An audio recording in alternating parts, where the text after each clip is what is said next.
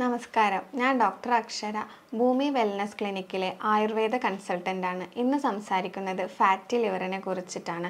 Fatty liver എന്തെല്ലാം കാരണങ്ങൾ കൊണ്ട് വരുന്നു, അതിലെ ലക്ഷണങ്ങൾ എന്തെല്ലാമാണ്, ഏതെല്ലാമാണ് അതിലെ ഗ്രേഡിങ്, എന്തെല്ലാം കോംപ്ലിക്കേഷനാണ് ഫാറ്റി ലിവറിൽ വരുന്നത്, അതുപോലെ തന്നെ മെഡിസിൻ ഇല്ലാതെ എങ്ങനെ ഫാറ്റി ലിവറിനെ ട്രീറ്റ് ചെയ്യാം എന്നതിനെ കുറിച്ചാണ്.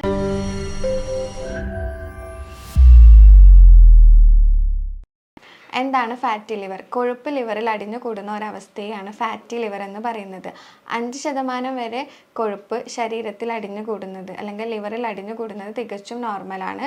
5% മുകളിൽ പോകുമ്പോഴാണ് അത് ഫാറ്റി ലിവറിലോട്ട് മാറുന്നത്. എങ്ങനെയാണ് ലിവറിൻ്റെ സെൽസ് ഡാമേജ് ആവുന്നത്? ഒന്നുകിൽ ആൽക്കഹോളിസം, അല്ലെങ്കിൽ സ്മോക്കിംഗ്, അല്ലെങ്കിൽ എന്തെങ്കിലും ഒരു ക്രോണിക് ഇൽനെസ് വരുമ്പോഴാണ് ലിവറിൻ്റെ സെൽസ് ഡാമേജ് ആവുക. അതുമൂലം ലിവറിൻ്റെ സെൽസിന് പ്രോപ്പറായിട്ട് ഫങ്ഷൻസ് ചെയ്യാൻ പറ്റില്ല. അപ്പോഴും കൊഴുപ്പ് ശരീരത്തിൽ അടിഞ്ഞുകൂടും അല്ലെങ്കിൽ ലിവറിൽ അടിഞ്ഞുകൂടുന്ന ഒരവസ്ഥയുണ്ടാകാം. ഇനി എന്തെല്ലാമാണ് ഇതിൻ്റെ ലക്ഷണങ്ങൾ? കൂടുതൽ ആളുകൾക്കും ഇത് അസിംപ്റ്റമാറ്റിക് അല്ലെങ്കിൽ ലക്ഷണങ്ങളില്ലാതെയാണ് കാണുന്നത്, അല്ലെങ്കിൽ ചെറിയ ഏതെങ്കിലും ലക്ഷണങ്ങളായിരിക്കും കാണിക്കുന്നുണ്ടാവുക. വിശപ്പില്ലായ്മ, ഛർദി, ഒരു കാരണം കൂടാതെ പെട്ടെന്ന് മെലിയുക, എനർജി കുറവ്, ഇതെല്ലാമാണ് ഫാറ്റി ലിവറിൽ ആദ്യം കാണിക്കുന്ന ലക്ഷണങ്ങൾ.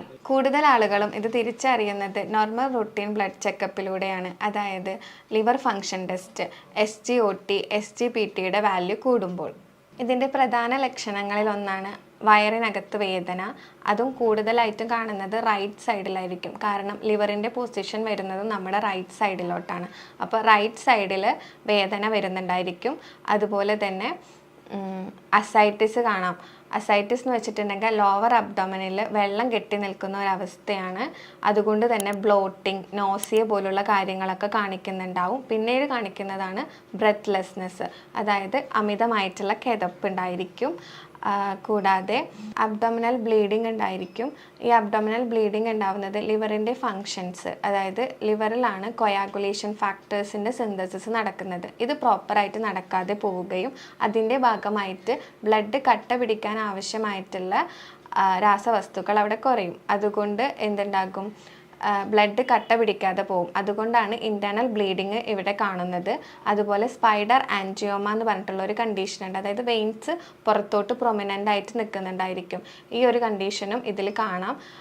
പിന്നെ ലിവറിലാണ് ഡീടോക്സിഫിക്കേഷൻ എന്ന് പറഞ്ഞ ഫങ്ഷൻ നടക്കുന്നത് ലിവറിലാണ് മെയിനായിട്ടും. അപ്പോൾ ഇതിൻ്റെയൊക്കെ ഫങ്ഷൻസ് തകരാറാവും.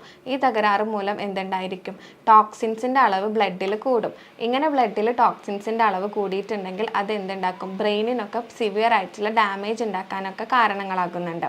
മെയിനായിട്ടും 2 ടൈപ്പായിട്ടാണ് നമ്മൾ ഫാറ്റി ലിവറിനെ പറയുന്നത്. ആൽക്കഹോളിക് ഫാറ്റി ലിവറും ഉണ്ട്, നോൺ ആൽക്കഹോളിക് ഫാറ്റി ലിവറും ഉണ്ട്. അപ്പോൾ നോൺ ആൽക്കഹോളിക് ഫാറ്റി ലിവർ ഉണ്ടാകുന്നത് കൂടുതലും നമ്മുടെ ഹാബിറ്റുകൾ കൊണ്ട് തന്നെയാണ് ഇത് രണ്ടും ഉണ്ടാകുന്നത്. ആ പേരിൽ തന്നെ ഉണ്ട് ആൽക്കഹോളിക് ഫാറ്റി ലിവർ എന്ന് പറയുമ്പോൾ കൂടുതലായിട്ടും നമ്മൾ ആൽക്കഹോൾ, സ്മോക്കിംഗ് അങ്ങനെയുള്ള കാര്യങ്ങൾ കൊണ്ടാണ് വരുന്നത്.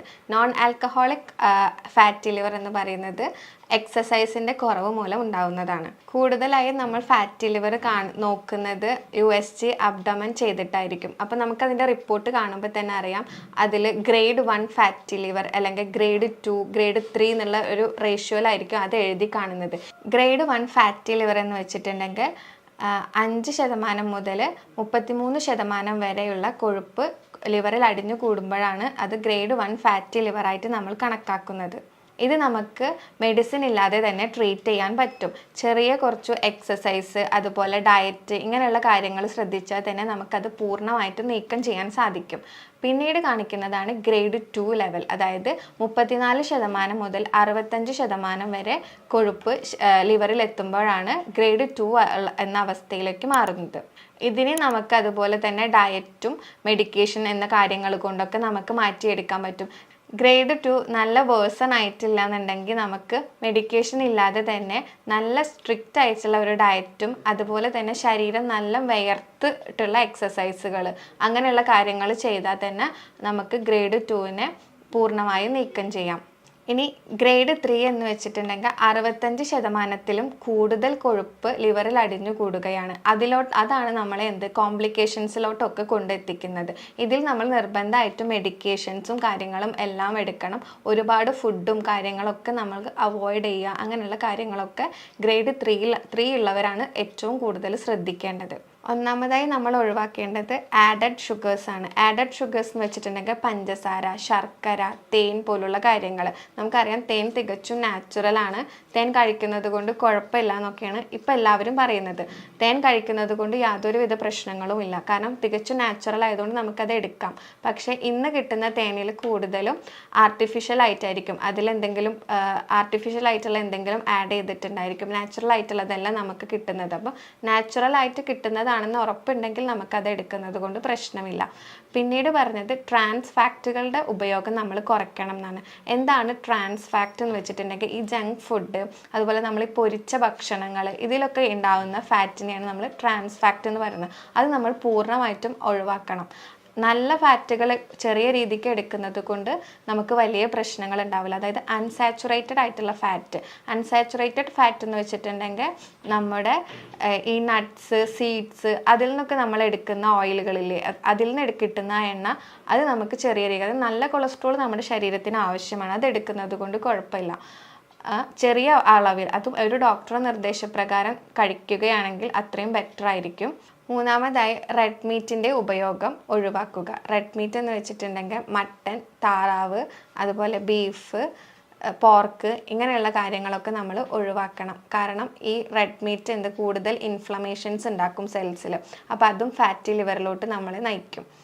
നാലാമതായി ഉറക്കം നമ്മളെപ്പോഴും കറക്റ്റ് ടൈമിന് ഉറങ്ങുക. അതായത് ഒരു 6 hours അല്ലെങ്കിൽ 7 hours എന്നും കറക്റ്റ് സമയത്ത് ഉറങ്ങി കറക്റ്റ് സമയത്ത് എണീക്കുക. അങ്ങനെ ഒരു ശൈലിയിലോട്ട് പോവുക.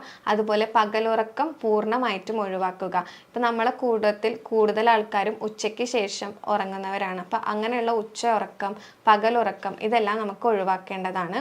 നാലാമതായി നമ്മൾ ഒഴിവാക്കേണ്ടത് പുകവലി, മദ്യപാനം, സോഫ്റ്റ് ഡ്രിങ്ക്സ് ഇല്ലേ, ഇപ്പോൾ പെപ്സി, കോള, അങ്ങനെയുള്ള ഐറ്റംസൊക്കെ നമ്മൾ ഒഴിവാക്കേണ്ടതാണ്. അതുപോലെ ജ്യൂസ് കുടിക്കുന്നവരായിരിക്കും. ഫ്രഷ് ജ്യൂസ് ആണെങ്കിൽ പോലും ഫ്രഷ് ജ്യൂസിൽ ഫൈബറിൻ്റെ അളവ് കുറവായിരിക്കും. അതുപോലെ തന്നെ അതിലപ്പോൾ ജ്യൂസ് ആക്കുന്ന സമയത്ത് ഫ്രക്ടോസിൻ്റെ അളവ് കൂടുന്നുണ്ട്. അപ്പോൾ ഈ കണ്ടീഷനിൽ നമ്മൾ ജ്യൂസ് മാക്സിമം അവോയ്ഡ് ചെയ്തിട്ട് ഫ്രഷ് ഫ്രൂട്ട്സ് കഴിക്കുക. അതും സീസണൽ ഫ്രൂട്ട്സ് കഴിക്കുന്നത് കൂടുതലാക്കുക. ഫൈബർ റിച്ച് ആയിട്ടുള്ള ഭക്ഷണങ്ങളിലോട്ട് പോവുക. അടുത്തതായിട്ട് അൺസേഫ് ആയിട്ടുള്ള ലൈംഗിക ബന്ധങ്ങൾ. അതിലെങ്ങനെയെന്ന് വെച്ചിട്ടുണ്ടെങ്കിൽ ഹെപ്പറ്റൈറ്റിസ് എ, ഹെപ്പറ്റൈറ്റിസ് ബി പോലുള്ള രോഗങ്ങൾ നമുക്ക് വരാൻ സാധ്യതയുണ്ട്. അത് നമ്മുടെ ലിവറിനെ ഡാമേജ് ചെയ്യിക്കും. അപ്പോഴും നമുക്ക് ഫാറ്റി ലിവർ അല്ലെങ്കിൽ ലിവറിൽ എന്തെങ്കിലും ക്രോണിക് ഇൽനെസ് വരുമ്പോൾ ഫാറ്റി ലിവർ ഉണ്ടാവുമെന്ന് ഞാൻ പറഞ്ഞിട്ടുണ്ടായിരുന്നു. ലിവർ സെല്ലിന് ഡാമേജ് വരുമ്പോൾ. അപ്പോൾ ഈ ലിവർ സെല്ലിനെ ഡാമേജ് ആക്കാൻ വേണ്ടിയിട്ട് ഹെപ്പറ്റൈറ്റിസ് എ, ബി പോലുള്ള കണ്ടീഷൻസ് കാരണമാവുന്നുണ്ട്. ഇനി എന്തെല്ലാം ഭക്ഷണങ്ങളാണ് നമ്മളിതിൽ കഴിക്കേണ്ടത്? ധാരാളം ഇലക്കറികൾ കഴിക്കാം, പച്ചക്കറികൾ കഴിക്കാം, ഫൈബ്രിൻ കണ്ടൻറ്റ് കൂടുതലുള്ള തരത്തിലുള്ള കുക്കുംബർ, സാലഡ്സ് പോലുള്ള കാര്യങ്ങളൊക്കെ നമുക്കിതിൽ ഇൻക്ലൂഡ് ചെയ്യാം. അതുപോലെ തന്നെ ചെറുമീനുകൾ, മത്തി പോലുള്ള മീനൊക്കെ കഴിക്കുന്നതും ഇതിൽ നല്ലതായിരിക്കും.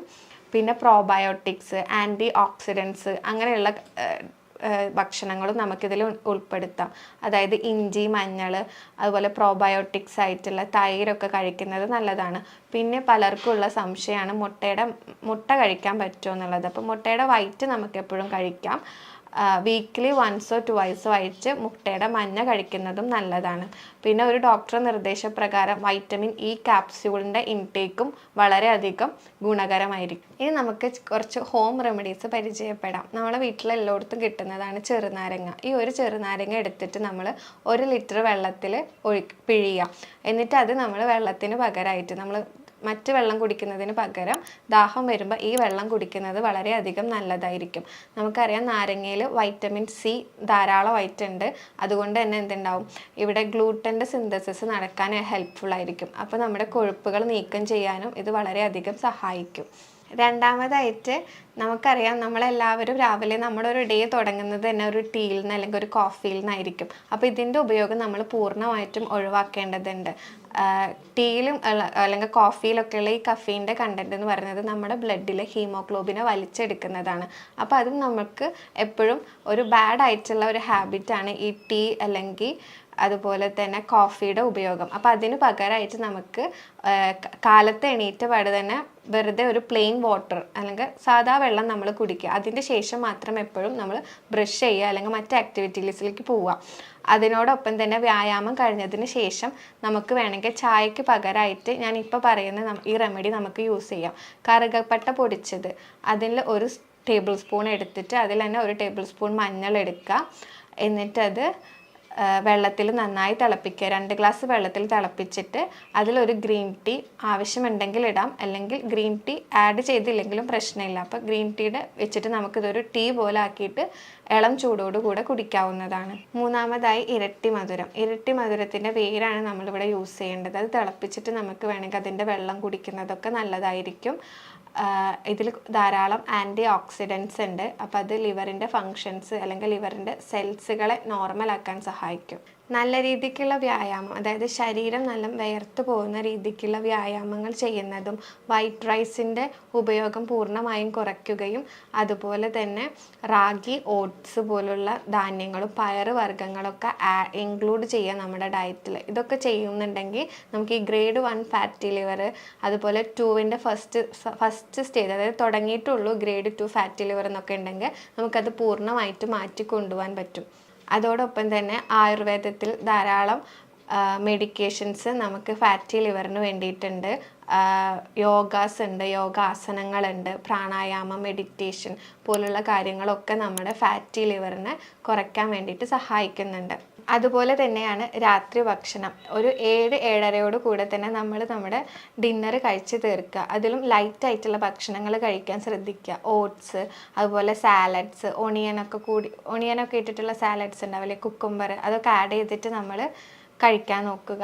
അതുപോലെ തന്നെ രാവിലെ എണീക്കുമ്പോൾ ഒരു 6 മണിക്ക് 7 മണിക്കാണ് എണീക്കുന്നതെന്നുണ്ടെങ്കിൽ അത് കഴിഞ്ഞ്, അതായത് എപ്പോഴാണോ എണീക്കുന്നത് എണീറ്റിട്ട് 1 അവർ കഴിയുമ്പോൾ അല്ലെങ്കിൽ 1 അവറിൻ്റെ ഉള്ളിൽ തന്നെ നമ്മൾ ബ്രേക്ക്ഫാസ്റ്റ് അല്ലെങ്കിൽ എന്തെങ്കിലും ഫുഡ് നമ്മൾ കഴിച്ചിരിക്കണം. ഇനി ഈ പറഞ്ഞതിൽ എന്തെങ്കിലും സംശയമോ എന്തെങ്കിലും ക്ലിയർ ആവാത്തതുണ്ടെങ്കിൽ നിങ്ങൾക്ക് താഴെ കാണുന്ന ഈ നമ്പറിൽ കോൺടാക്റ്റ് ചെയ്യാവുന്നതാണ്. അടുത്തൊരു വീഡിയോ ആയിട്ട് വീണ്ടും കാണാം. Thank you.